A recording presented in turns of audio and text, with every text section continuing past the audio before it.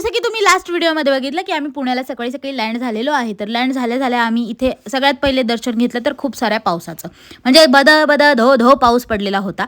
आणि तिथनं मग आम्ही गेलो दीदीच्या घरी सगळ्या मुली, आणि तिथे गेल्यानंतर आम्ही रेडी वगैरे झालो. मस्तपैकी जिजूने आणलेला नाश्ता केला आणि मग तिथनं आम्ही परत निघालो वनाजवरनं. आम्ही मग तिकडनं मेट्रोने गेलो आम्ही रामवाडीला, आणि रामवाडीवरनं ऑब्व्हियसली आमचं डेस्टिनेशन होतं वडगाव शेरीला.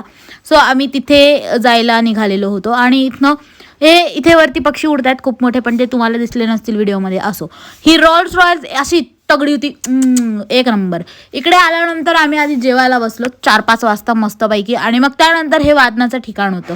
इथे येताच आमचे येडेचाळे जे होते ते चालू झालेले होते ऑलरेडी, कारण की आम्ही नाही केले तर कोण करणार, राईट. त्यानंतर रथ सुद्धा सजला गेला होता आणि इथे आम्ही सगळे तयार झालो होतो. आणि त्याआधी आम्हाला सगळ्यांना फेटे बांधले गेले, म्हणजे सगळ्या मुलींना. पण माझा काही जास्त वेळ माझ्या टकल्यावरती टिकला नाही, कारण की सटकत होता आणि लूज पण झाला होता.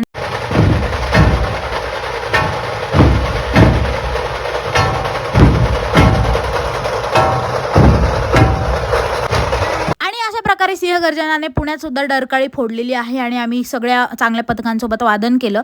आणि त्यानंतर दिदी आणि जिजू पण आले होते, तर आम्ही त्यांना आग्रह केला की आमच्यासोबत प्रसादाचे 2 घास खा म्हणजे. आणि माझा पाय सुद्धा मुरगळला होता, आणि दिदीची सुद्धा सकाळी भेट झाली नव्हती, त्यामुळे ते मला भेटायला आले या ठिकाणी. आणि आमचं जेवण झालं, म्हणजे मी तर जेवलीच नाही, कारण की आपने को जेवणच नाही गया. आणि हे असं अवतार झाला होता पूर्णपणे. इथे आमचं जेवण वगैरे झालं आणि आम्ही मग फ्रेश वगैरे होऊन निघालो. आणि त्यात आता आमचे थकलेले थोबाडे बघा, सगळे असे एकदम कोमैजून गेले होते. आणि आम्ही सुद्धा आता येडेचाळी न करता डायरेक्ट झोपायची भूमिका घेतली, आणि या ठिकाणी हात सुजलेला होता भरपूर प्रकारे. आणि मग त्यानंतर रात्रीचं झोपलं, सकाळीच जाग आली. आणि yes guys, that is it for the day. Bye bye.